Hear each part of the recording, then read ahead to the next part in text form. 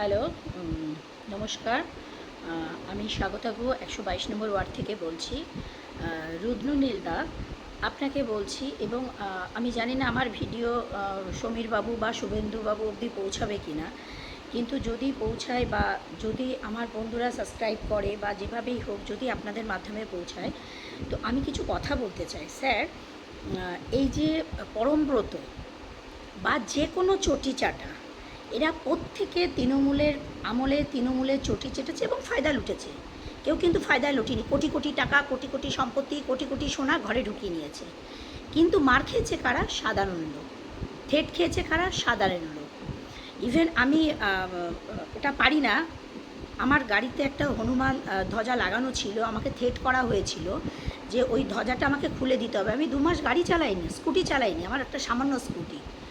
4 চাকা কেনার ক্ষমতা আমার নেই। আমার হাজব্যান্ড একটা সামান্য কাপড়ের দোকানে চাকরি করে, কিন্তু আমাকে ঠেট খেতে হয়েছে। আমার বিয়ের সময় আমাকে তখনকার দিনে পাতলা আমার দাদু সামান্য কিছু দিয়ে আমাকে গয়না দিয়েছিল, সেই গয়না বিক্রি করে আমাকে পার্টি অফিসে টাকা দিতে হয়েছিল।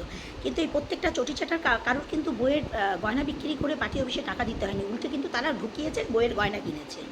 তো প্রত্যেককে, রুদ্রনীলদা আপনাকেও বলছি, প্লিজ আপনার বন্ধুত্ব জায়গায় রাখুন, কিন্তু কোনো চটি চাটা প্লিজ আপনারা বিজেপির পার্টিতে অন্তত ঢোকাবেন না।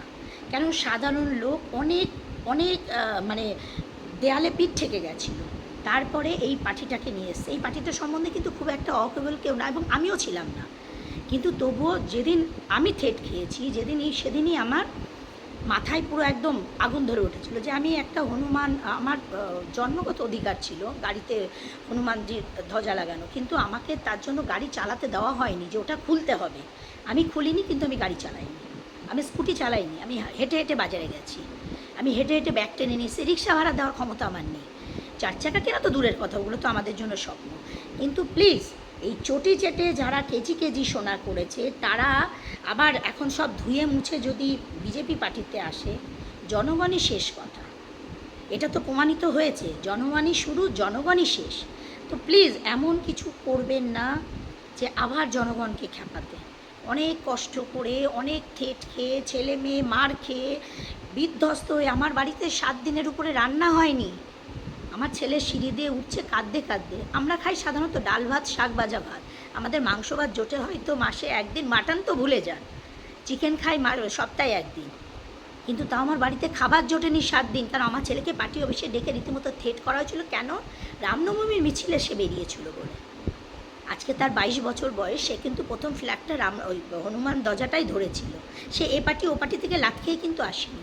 হ্যাঁ, আমার বয়সে আমার দাদু ঠাকুমা তৃণমূল করতো, আমার হাজব্যান্ড করতো, আমি করেছি, কিন্তু যেদিন আমার ছেলেকে এটা করতে হয়েছিল এবং আমিও বেরিয়েছিলাম, যেদিন আমাকে ঠেট খেতে হয়েছিল, 2 বছর আগে আমার পোস্ট করা আছে ছবি, আমি দেখাবো, আমি দেখাতে পারছি না, ওটা আমি পারি না, আমি পোস্ট করে দেবো যে 2 বছর আগে আমার স্কুটির ছবি আমার ফেসবুকে ছাড়া আছে, দেখবেন স্বাগতা গুহ, সার্চ করে দেখবেন, 2 বছর আগের আমার ছবি রয়েছে। কিন্তু ওই গাড়ি আমি খুলিনি, কিন্তু আমি গাড়ি চালাতে পারিনি।